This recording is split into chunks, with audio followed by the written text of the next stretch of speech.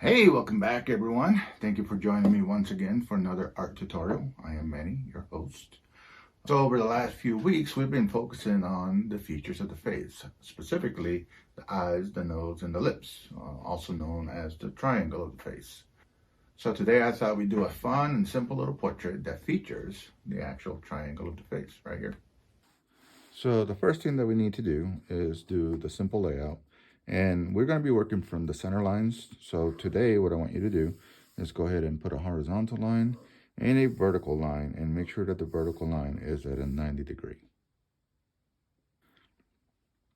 The next thing we need to do is we need to establish our scale. So grab a scrap piece of paper, line it up against the eye, the tear ducts, and I want you to measure the eye. And when you measure the eye, go from the tear duct and try to find where the eye ends, not the eyelashes, but the eye itself, which is about right there for her. And then find the center. Okay. Then over here, I want you to put a different scale, a bigger scale, and you don't have to measure. You just want to decide how big you want that to be. And then again, find the center. You can verify with a ruler if you want to. So this scale is going to be for our photo reference, and this scale is going to be for our drawing. So now what we're going to do is we are going to use this scale to transfer this image onto our new scale, onto this bigger sheet, onto this bigger sheet of paper. Okay. So the first thing we need to do is establish the placement of the eyes. Get that in frame. So you can see that on her eyes are actually exactly one eye apart. So I'm going to come to this scale here. I'm going to put my center line here at the T, and I'm going to establish that spacing.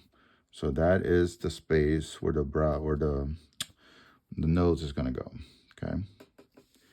Now I know that I could move this over here and here, and that would be the correct placement for the eyes. Okay, next I'm going to measure, I'm going to figure out how far is the base of the nose from the center of the eyes for the tear ducts. So I'm going to use my little scale, and I'm going to go, one eye is here,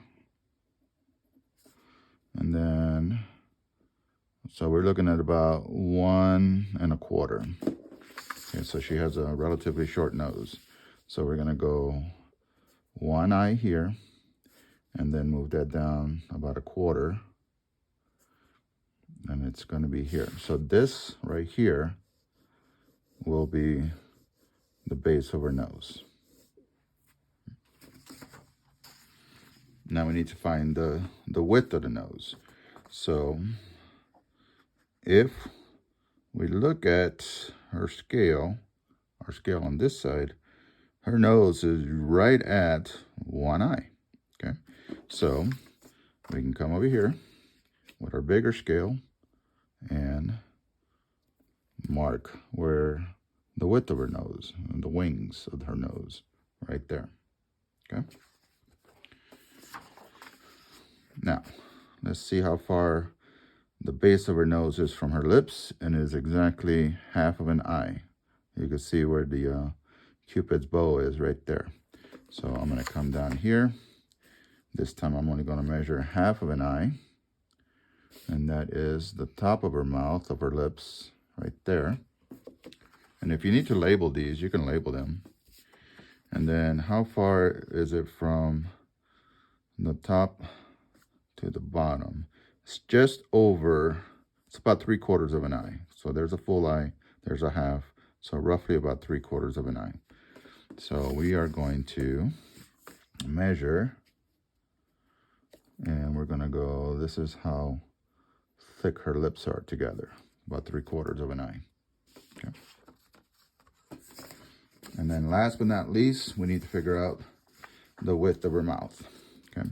So you can either measure from the center And you can see in this case, you need to add, well, about a half an eye. Let's mark it here real quick. So it's about 3/4. Or you can wait until you draw the eyes and then bring down the mark from her eyes. And you can see on her, it's not going to be from the center of her eyes. It's actually going to be from about where the irises begin. Okay, so I'm actually going to wait to mark that until I get the eyes drawn in. We also need to see the placement of her chin, which from the bottom of her lip to her chin is one full eye. So we know that the bottom of her lips here. So let's go ahead and measure one full eye and mark that there. So that's the chin. This is the bottom lip, upper lip, the nose, and the eyes. Okay. So those are the measurements that we're going to start with. Okay. Now we're going to take what we've learned from our other lessons, and we're actually going to start rendering the eyes, the nose, and the lips. Okay, so we're going to go ahead and start rendering the eye. Now keep in mind that for this measurement, we use this line here as where the tear ducts are going to be. So we need to like establish, and you can measure if you want to, where the top of her eyes are going to be, which are going to be somewhere there. What I'm going to do is I'm going to work on this side here so you can see how it's done. The other side is done pretty much the same way, okay? So let's go ahead and get started. We can see that the tear duct on her is right here, and it's pretty full, okay? And then we want to establish the shape of her eyes. So we're going to go 1 this way, 2 across, down, and then the eyelashes are going to go past that. Now, once you have that established, you can round it off a little bit, okay? When you look at the bottom, you can see that this actually comes up first, and then it goes down. And when it goes down, like here where the whitest part is, it's actually pretty close to center on her. So it's going to be right about here. And then we'll adjust like the white of the eyes versus the dark portions of the eyelashes and all of that. Okay. Now, just above that, you can kind of estimate right here how far is the fold right here, and you can see that it kind of disappears inside of the tear duct. So it's going to disappear about here. It goes up a little bit, over, relatively close here. It actually has a little bit of a slant, a little bit of a downward slant. And then it kind of stops before it gets to the end. So it kind of stops like right about there. Okay. Keep this light because we're going to have to make adjustments later. And then you're going to estimate how much space is there between this little part here, this crease here, and her eyebrow. Okay, so we're going to like estimate, and her eyebrow comes this way. Then it kind of curls up a little bit, very slow, very soft, and then it kind of disappears behind her or under her her hair, which we're not going to worry about, right? Because we're going to be covering the outside part. Okay, let's move down to the nose. Here's the center. Now, when you look at her septum here, it's kind of wide, which makes her nostrils look very, very small. So working from the center, I'm going to estimate how far do I need to come out on either side for the septum. And then when I come up for the nostril, it comes up at an angle, and then it curls underneath, like so. The thickness of her nostrils, of her wings, are kind of thick here, and then very, very shallow here. So shallow here, and then a little bit thicker here. And again, I'm keeping this super soft so that after I get it done, I can go through and check everything and see what it looks like. Okay. Now, we can see a little bit of the philtrum, but I'm not going to worry about that just yet. But I do want to try to establish her Cupid's bow, which is a little hard to see in this black and white photo, but it's right there. And then there's a nice drop down and then very small return right here. So I'm going to estimate, actually I'm not going to do that yet because I have to do the eye. So let's go back and finish the eye real quick. So right here, you can see where the eyeball actually ends, which is roughly about here. And then her irises are centered, and they're going underneath here and underneath here as well. So when I center this, I want to make sure that I draw the iris big enough. Okay. So it's easier for me to draw a complete circle, even though I know part of the circle is outside of the structure of the eye. Okay. So this is going to cover part of that circle. And this is going to cover part of that circle. Boom. And then I mentioned a little while ago that her return on her mouth actually lines up with the inner portion of her iris. So if I have the iris in the right spot, I'm just going to bring this over, make sure that it's equal distance here, and I'm going to mark it. So that is the width of this side of her mouth, and I'll do the same thing on the other side, okay? Okay, so now it's just a matter of putting in the Cupid's bow, which is right here. And then it has this nice little drop down, very steep. And then it flattens out this way. And it kind of comes up a little bit for the return. Okay, it's not straight across and it's not down. We want to estimate about halfway down or so, roughly. Her lower lip's a little bit thicker than her upper lip. So we're going to estimate this part right here where this is. And it kind of goes up, down, and then it connects to the return right here. And then we know where her lower lid is, and her lower lid has a nice smooth curve to it. So it's not real chiseled. So we're going to go here. And you can see that it actually lines up pretty good with the upper lip, okay? So we know that it's going to line up here. So we are just going to get that turn real nice and soft.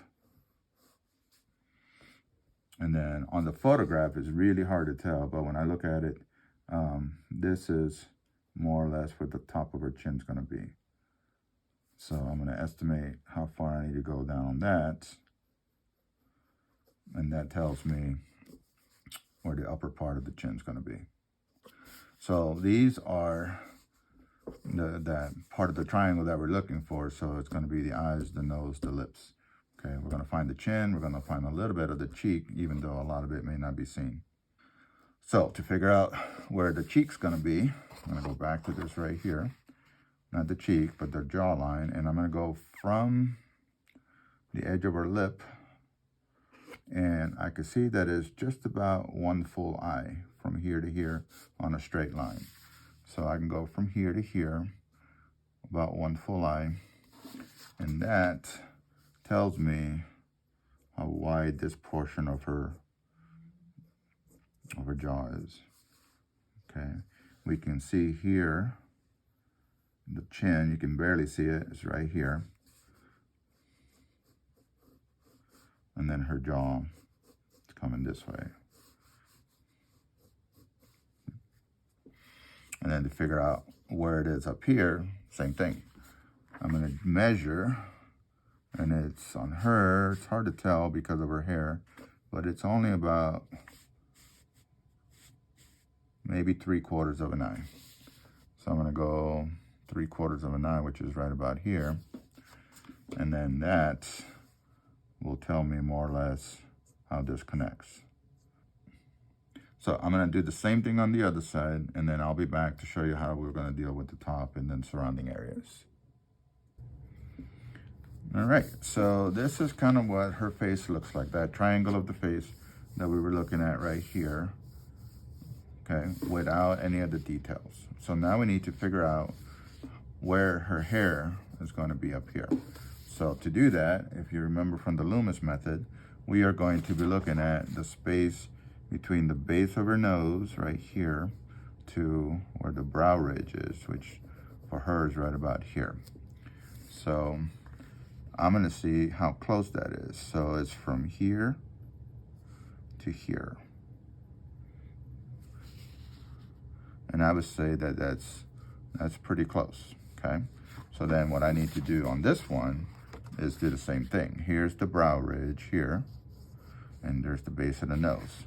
So I'm gonna figure out how far is that. So it's gonna go from here to here, and I'm just gonna go ahead and move that up to here. So now that tells me where this part of her hair is gonna start to come down. It's gonna start to flow down, okay? I'm just gonna put a little bit of this because remember, a lot of this is gonna be covered. So her hair is going to start off here. It's gonna come up, it's gonna come down, it's gonna go over her brow, very close to her eye, okay? Actually, maybe a little further apart. Okay. And then where her eye is, just below her eye, it's kind of like where it goes this way. Okay. Oh, and I forgot to put the ear in. So for the ear, I can just measure over. So if I come straight over from the base of her nose right there, okay, so I'm using references. This is the location of her ear. And then her hair is covering part of that. We'll put in the earrings later, maybe, because we may not see them, okay? So that tells me where her bangs are gonna come down, like so, okay? And then on the other side, it's not symmetrical, okay? So it's actually gonna be further away, and it's gonna come out away this way. So, and it's not gonna go up. It's actually gonna do this. It's gonna come down, more of a flow.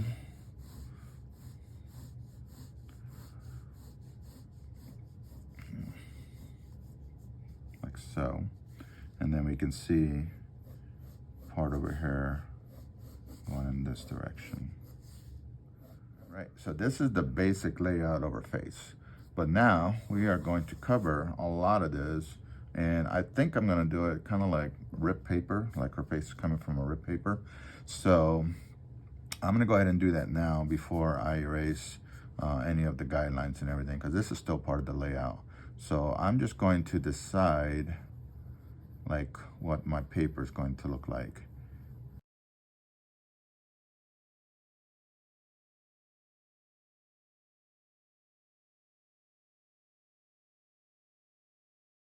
All right, so I'm gonna take a few minutes to clean this up, and then I'll be back to show you how we're going to start the shading process and the details, okay? So just so you know, what I'm gonna be doing is I'm gonna erase all of the lines that I don't wanna see behind the paper so that it doesn't look see-through anymore. Okay, I'll be back in a few. All right, so this is kind of like what the final composition is going to look like, okay? So we have the eyes in the right spot, we have the nose in the right spot, the lips in the right spot. We can see a little bit of the face, and we can see the paper around it. So you're probably wondering, well, why did I bother to draw the entire face if so much of it was going to be erased? And the reason for that is proportions, okay? It was much easier for me to figure out all of my proportions if I can see the entire face and use my measurements to do that, okay? But if you draw it lightly like I did, then erasing and getting rid of all the extra stuff, it's not an issue at all. Okay, from here on out, it's just a matter of rendering, okay? So when we're rendering, just think about the other videos that we did on how to do the eyes, the nose, and the lips and all that. And it's just a matter of figuring out where the lights, where the shadows, and where the textures are gonna be. And for the rendering today, I'm just gonna use my 6B and my, what is this one? It should be a 2B. It's a B, okay? To do some of the rendering. And I'm also going to use some blending stumps.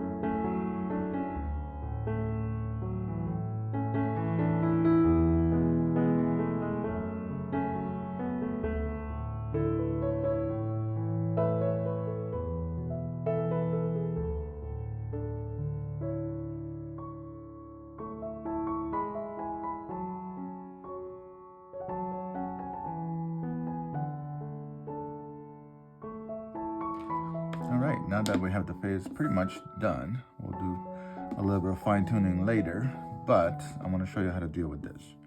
Now you'll notice that on the face, when I was doing the shading, that I didn't smooth anything out with the exception of the eyes.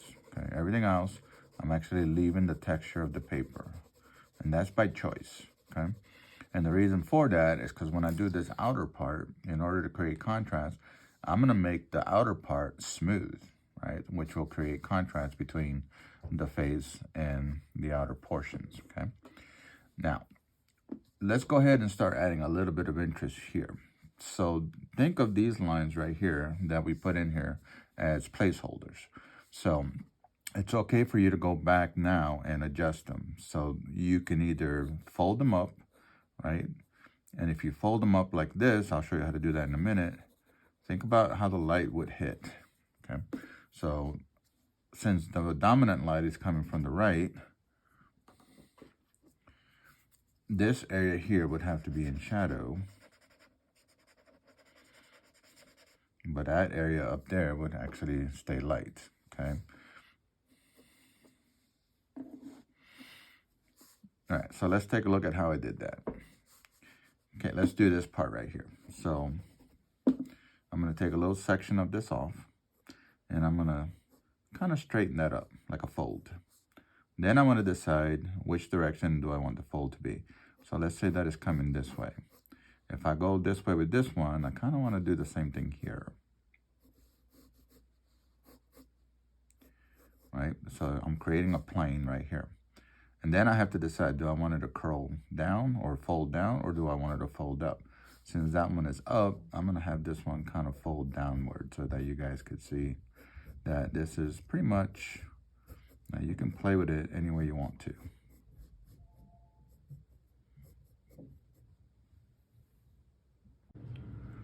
Now, since the dominant light is coming from the right, then I imagine that this part of the paper will have a soft shadow, maybe even softer here, and then the brightest area is going to be right here where the light hits before the paper goes that way. So in that spot, I'm actually going to erase a little bit.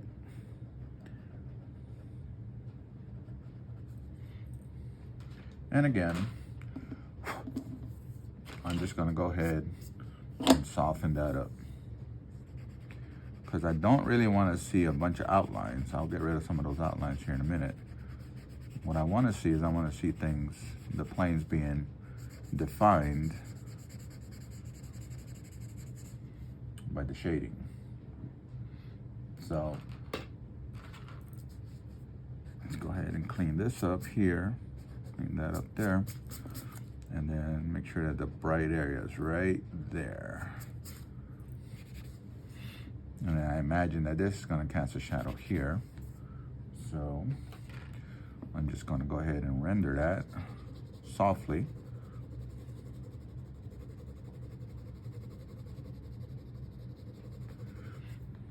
And fade it away. Okay.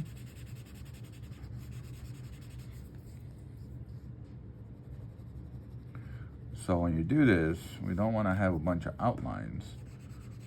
We want to make sure that we're seeing the different planes through the shading. Okay. Now, if you want a crack in the paper or a rip in the paper, then it's okay to create some little dark texture lines like this.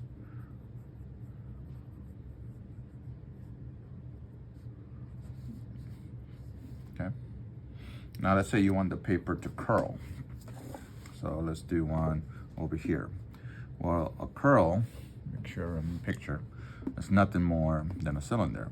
So I'm gonna go, I want my curl to be here, here. Connect these two together to form my cylinder, okay? Now, I have to decide, do I want my curl to come this way or do I want it to go that way? I'm gonna have it come this way like a wave. So what I'm gonna do, I'm gonna take this line here and I'm gonna curl it this way. And I'm gonna connect it to the outer part here. And then I'm gonna get rid of anything that I don't want. So this will go away right here. The stuff on the inside will go away. And you got yourself a pretty handy little curl, okay? Kind of like an ocean wave. Because the light sources predominantly come from this side, this part of the paper will be the shadow side, so, but it's a soft shadow. And the inside will have a soft shadow as well. And then the bright area, which I'm gonna make even brighter by darkening the area behind it and then using my eraser to pull a highlight. But before I do that, I'm just gonna soften it up. So soften this up, soften this up,